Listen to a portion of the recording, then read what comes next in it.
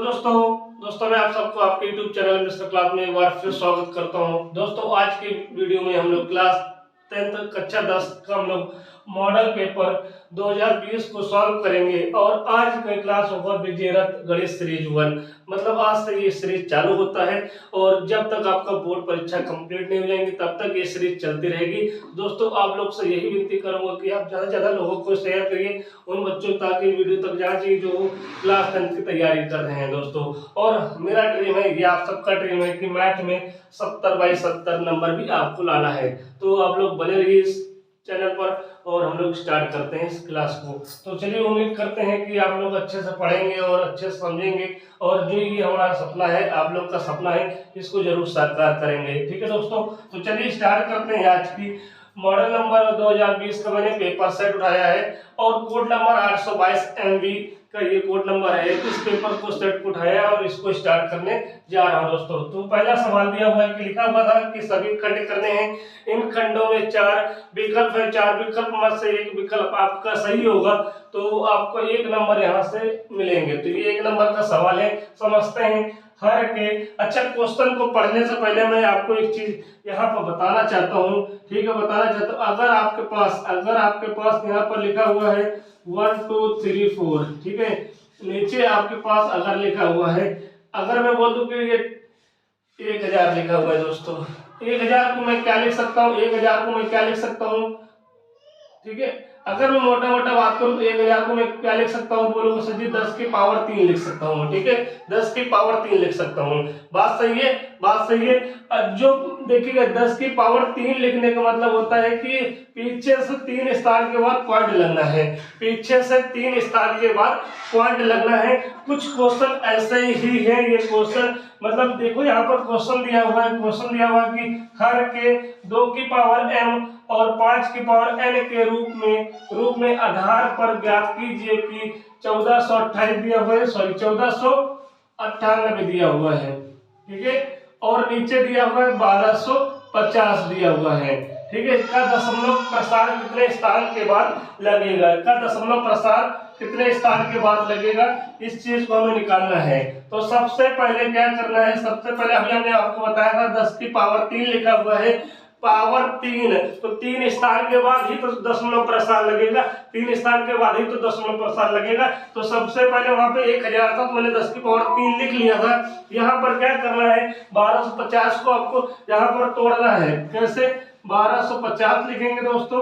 ठीक है, इसको हम लोग क्या करेंगे, सॉल्व करेंगे। 2 से कट करोगे तो 2 6 12, 2 दूनी 4, 2 पंचे 10, कितना आ जाएगा, कितना आ जाएगा, 625 आ जाएगा। ठीक है दोस्तों, फिर उसके बाद क्या करना है, फिर ये आपका 2 से नहीं जाएगा, 3 से नहीं जाएगा, सीधा सीधा 5 से लेकर चलिए। और ये 5 का क्यूब भी होता है, 5 कम 5, 5 दूना 5 25। ठीक है दोस्तों, फिर क्या करना है, नहीं 5 के पावर 4 होता है ये। ठीक है दोस्तों, यहाँ पर ये 25 5 का क्यूब होता है, ये 25 आएगा। फिर क्या हुआ, ये 5 5 25, फिर क्या हुआ 5 कम 5। तो आप बताइए यहाँ पर 1458 अपॉन, अभी 1250 को आपने क्या तोड़ा, 2 की पावर 1 में तोड़ा और 5 की पावर किस में तोड़ा, 4 में तोड़ा। तो जब कंपेयर करोगे, जब तुलना करोगे, इसकी तुलना करेंगे किससे, किससे करोगे, 2 की पावर m से बोला गया है और 5 की पावर n से बोला गया है। तो बताओ m की वैल्यू कितनी आई है दोस्तों, 1 आई हुई है। m की वैल्यू 2 की पावर m है और 2 की पावर 1 है, तो m की वैल्यू कितनी आ गई है, 1 आ गई है। इसी प्रकार n की वैल्यू कितनी आएगी, 5 की पावर n, 5 की पावर 4, तो n की वैल्यू कितनी आ गई है, 4 आ गई है। तो मतलब यहाँ पर आप देख रहे हो जो n है वो बड़ा है किससे, m से। जो n की वैल्यू है, n जो है, पावर n जो है वो बड़ा है m से। इसका मतलब कि इसका दशमलव प्रसार कितने स्थानों के बाद होगा, तो बोलोगे सर 4 स्थानों के बाद होगा। तो बात समझ में आ गई, जिसकी पावर बड़ी होगी दशमलव प्रसार उतने स्थान के बाद लगेगा। अभी हमने बताया था 10 की पावर 3 लिखा हुआ तो ऊपर से 3 स्थान के बाद पॉइंट लगेंगे, 10 की पावर 4 लिखा हुआ तो ऊपर से 4 स्थान के बाद लगेंगे। तो यहाँ पर क्या लिखा हुआ, 5 की पावर 4 लिखा हुआ तो ऊपर से 4 के स्थान के बाद पॉइंट लगेगा इसका। तो दोस्तों इसका आंसर क्या होगा, 4 होगा। तो ये पहला क्वेश्चन का आंसर आ गया है। आपको समझाने में टाइम लगा है, आपको 1 नंबर का क्वेश्चन आएगा, आपको ऐसे करके आपको देख लेना है कि कौन सी पावर बड़ी है, जो पावर बड़ी होगी हम भुजा मान लेते हैं A1/A2 बराबर हो जाएगा अंडर रूट कैपिटल A1/A2।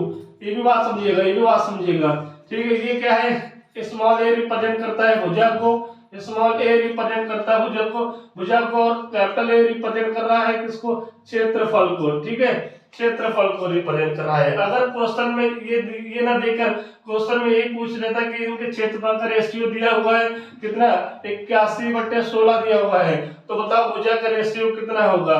तो आप तुरंत फार्मूला लगा दीजिएगा A1/A2 बराबर अंडर रूट बराबर अंडर रूट क्षेत्रफल A1 और यहाँ पे A2 क्या है, क्षेत्रफल A2 है, ठीक है, क्षेत्रफल दूसरा त्रिभुज का क्षेत्रफल है। तो मैं इसकी वैल्यू यहाँ पर रख दूंगा, तो कितना आ जाएगा बोलोगे सर जी, यहाँ पर 9 कितना आएगा, 4 आएगा, ठीक है। तो ये हमने बता दिया है आपको। क्वेश्चन में क्या पूछ रहा है, क्वेश्चन में इनका रेशियो दिया हुआ है कितना, 4/9 दिया हुआ है, 4/9 दिया हुआ है। और क्षेत्रफल का रेशियो पूछ रहा है, क्षेत्रफल का रेशियो क्या होता है, तो आपको मैंने बताया है कि A1/A2 का होल भुजा के स्क्वायर का बराबर होता है, भुजा के स्क्वायर के बराबर होता है, ठीक, भुजा का जो अनुपात दिया हुआ है उसके स्क्वायर के बराबर होता है। तो 4 का स्क्वायर 16 हो जाएगा, 9 का स्क्वायर 81 हो जाएगा। तो यहाँ पर ऑप्शन नंबर 3 जो कि यहाँ पर राइट आंसर होगा। तो ऐसे क्वेश्चन आते हैं, ये आप नोट कर लीजिएगा। फिर से मैं समझा दूं, अगर दो त्रिभुज सिमिलरिटी प्रदर्शित करते हैं तो उनके क्षेत्रफल का जो रेशियो होगा, क्षेत्रफल का जो अनुपात होगा वो भुजा के स्क्वायर के अनुपात के बराबर होगा। मैं दूसरी बात बोलूंगा कि भुजा के स्क्वायर का जो अनुपात होगा वो अंडर रूट क्षेत्रफल के स्क्वायर के बराबर होगा, ठीक है। दोनों बातें समझिएगा, ठीक है। अगर भुजा दिया हुआ, भुजा का रेशियो दिया हुआ है तो स्क्वायर कर देंगे तो क्षेत्रफल का आ जाएगा, क्षेत्रफल का रेशियो दिया हुआ अंडर रूट निकाल लेंगे तो भुजा का रेशियो आ जाएगा। तो दोस्तों इसको आप नोट कर लीजिए। और आज की क्वेश्चन में, ठीक है, ज्यादा लंबी वीडियोस नहीं ले चलना है, हम लोग को धीरे धीरे आराम से पढ़ना है। आज की वीडियो हम लोग ने खंड 1 का हमने 3 सवाल किए हैं। उम्मीद करते हैं कि आप तीनों सवाल को देखेंगे और इसको समझेंगे। और अगर आपको लाइक समझ में आ रहा है दोस्तों तो आप चैनल को जरूर सपोर्ट करिए, ज्यादा से ज्यादा इसको शेयर करिए, उन बच्चों तक पहुंचे जो हाई स्कूल में तैयारी कर रहे हैं इस समय, ठीक है दोस्तों। तो उन लोग के लिए अच्छा रहेगा। और हम लोग ने क्लास चालू कर दिया है, क्लास तो चालू था ही दोस्तों। त्रिकोणमिति पढ़ लिए, पूरा एरिया और क्षेत्रफल हम लोग पढ़ लिए हैं। अब हाइट एंड डिस्टेंस पढ़ेंगे दोस्तों। तो वो तो क्लास आपकी कंटिन्यू है दोस्तों, उसको आप जाकर देखिएगा। और आज से हम लोगों ने विजयरथ गणित सीरीज 1 स्टार्ट कर दिया है, तो इसका आप नोट कर लीजिएगा और नोट बनाइएगा। एक एक सवाल करेंगे दोस्तों, जहां पर जो बताने वाली चीजों को वहां पर हम लोग बताएंगे दोस्तों। तो चलिए, उम्मीद करते हैं कि आपने पूरा वीडियो देखा होगा। अगर वीडियो समझ में आएगा तो आप चैनल को लाइक कर दीजिएगा, और पहली बार आए हैं चैनल में तो सब्सक्राइब जरूर कर लीजिएगा, बेल आइकन को ऑन कर लीजिएगा ताकि आपके रिलेटिव वीडियो मिलते रहे आपको। तो चलिए आगे मिलते हैं। जय हिंद, जय भारत। खा दूसरा मतलब खा पार्ट इसका देखते हैं। पहले का खा वाला पार्ट हम लोग देखते हैं। इसको भी पूछा गया है 2020 के पेपर में। और ये क्या है, चित्र में प्रदर्शित बहुपद के ग्राफ के आधार पर बहुपद के शून्यांक ज्ञात करना है। अब इसमें इस चित्र को देखकर आपको बताने हैं कि कितने शून्यांक हैं, ठीक है। तो देखिएगा, आपको ये आपका ये आपका वाई अक्ष होता है, ये आपका एक्स अक्ष होता है, ठीक है। ये क्या है, आपका एक्स अक्ष है, ठीक है। तो आप देख रहे हो इस एक्स अक्ष पर एक आपका ये बिंदु कट कर रहा है, एक आपका ये बिंदु कट कर रहा है दोस्तों, एक आपका ये बिंदु कट कर रहा है, ठीक है दोस्तों। यहाँ पर देखेंगे तो इसी एक्स अक्ष पर तीसरा बिंदु कट कर रहा है, और इसी एक्स अक्ष पर ये चौथा बिंदु कट कर रहा है। तो इस एस अक्ष पर कितने बिंदु कट कर रहे हैं, तो बोलेंगे यहाँ पर 4 बिंदु कट कर रहे हैं। तो बहुपद के कितने गुणांक हो जाएंगे, 4 हो जाएगा।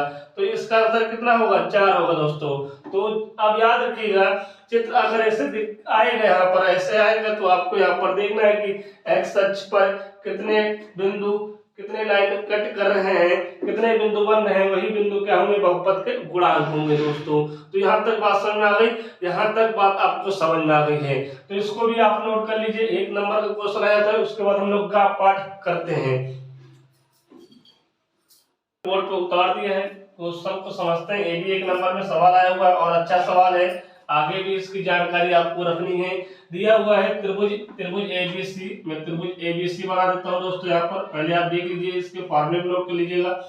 त्रिभुज एबीसी ज्यादा डिटेल में नहीं पढ़ेंगे, चैप्टर वाइज भी क्लास आपको मिश्रा क्लासेस दे रही है। इससे पहले त्रिकोणमिति का पूरा चैप्टर यूपी एनसीईआरटी खत्म हो गया है। अब नया चैप्टर हम लोग चालू करेंगे, हाइट एंड डिस्टेंस, ऊंचाई और दूरी।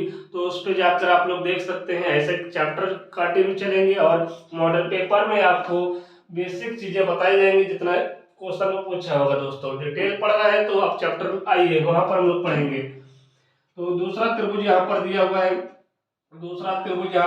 है, इतनी चीजें आपको बताऊंगा कि आपको यहाँ से अच्छे नंबर मार्क करने को मिल सकते हैं। ठीक है दोस्तों, ए बी सी दिया हुआ, दूसरा दिया हुआ है डी ई एफ। दो त्रिभुज हमारे पास है, याद रखिएगा दो त्रिभुज है ए बी अपॉन, अब देखिएगा यहाँ पर क्या लिखा है, ए बी अपॉन डी लिखा हुआ है। दो त्रिभुज के साइड के, दो त्रिभुज के भुजाओं का रेशियो बराबर है। ठीक है, मतलब इसकी सारी भुजा अपॉन इसकी सारी भुजा बराबर है, मतलब ये वाली भुजा इसके बराबर है। और देखिएगा एसी वाली भुजा डीएफ के बराबर कहीं लिखा होगा। ठीक है, एसी अपॉन डीएफ लिखा है। ठीक है, और इसको मैं डबल मार्क कर देता हूँ। और ये बीसी वाली जो भुजा है, इस वाले त्रिभुज की ईएफ भुजा के बराबर है। ठीक है दोस्तों, ऐसे लिखा हुआ है, मतलब एसी बराबर एसी बटे यहाँ पर क्या आ जाएगा, डीएफ आ जाएगा, बराबर है बीसी बटे ईएफ। ठीक है दोस्तों, ये तीनों बराबर है और इन तीनों बराबर का रेशियो दिया हुआ है 4:9 दिया हुआ है। तो ये तो चलो ठीक है, ये तो गिवन है, तो दिया हुआ है, क्वेश्चन में दिया हुआ है। अब याद रखिएगा दो त्रिभुज आपके पास दिए होंगे, दोनों त्रिभुज के भुजा का रेशियो बराबर होंगे, दोनों त्रिभुज के भुजा के रेशियो बराबर होंगे। तो ये त्रिभुज कैसा हो जाएगा, समरूपता हो जाएगा, समांतर हो जाएगा, ए बी सी के साइन। ठीक है, और इसको इंग्लिश में सिमिलरिटी बोलते हैं। ठीक है, त्रिभुज डी ई एफ, बात सही है। अगर ऐसा होता है तो इन दोनों त्रिभुज का जो क्षेत्रफल होता है, मैं लिख दूं यहाँ पर, मैं लिख देता हूँ, इन दोनों त्रिभुज का त्रिभुज ए बी सी का क्षेत्रफल जो होगा, त्रिभुज ए बी सी का क्षेत्रफल अपॉन त्रिभुज डी ई एफ का क्षेत्रफल बराबर होता है, हमेशा याद रखिएगा, भुजा 1, यहाँ पे जगह नहीं है, चलिए भुजा 1 अपॉन भुजा 2 के स्क्वायर के बराबर होता है। मतलब हम कह सकते हैं कि सर इसका स्क्वायर बराबर इसका स्क्वायर बराबर किसके, त्रिभुज एबीसी का क्षेत्रफल बटे त्रिभुज डीईएफ का क्षेत्रफल। बात समझ में आ गई। बात ये समझ में आ गई कि अगर दो त्रिभुज कांग्रुएंट है, दो त्रिभुज समरूपता प्रदर्शित कर रहे हैं, कब, जब भुजाएं बराबर होंगी। और डिटेल में पढ़ेंगे जब हम लोग चैप्टर स्टार्ट करेंगे। तो याद रखिएगा यहाँ पर त्रिभुज का जो क्षेत्रफल होंगे, त्रिभुज के क्षेत्रफल का जो अनुपात होगा, इनके भुजा के स्क्वायर के अनुपात के बराबर होगा। ठीक है, इनके भुजा के स्क्वायर के अनुपात के बराबर होगा। दूसरी